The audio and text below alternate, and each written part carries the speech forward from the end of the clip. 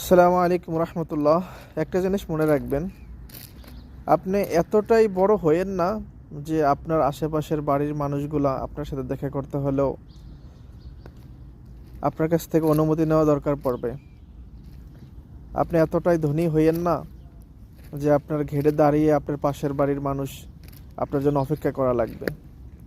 আপনি এত বড় আলেম হইয়েন না যে আপনার পাশের বাড়ি মাহফিল হবে, আপনি এতটাই বড় হয়ে গেছেন যে আপনার কাছ থেকে সময়ের প্রয়োজন হবে, আপনার কাছ থেকে অনুমতি নেওয়া লাগবে 2-3 মাস আগে।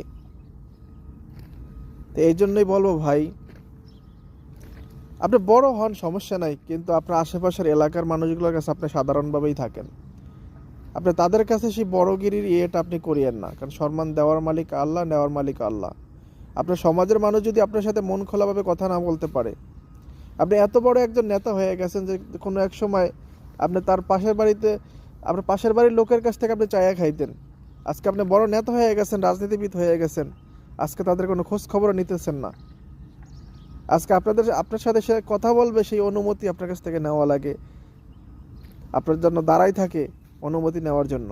এই জন্য ভাই একটা জিনিস মনে রাখবেন, বড় হন, এতটাই বড় হয়েন না যে মানুষ আপনার জন্য কষ্ট পাবে। আল্লাহ তাআলা আমাদেরকে দিনের সহি বুঝ দান করুক। আসসালামু আলাইকুম রহমতুল্লাহ।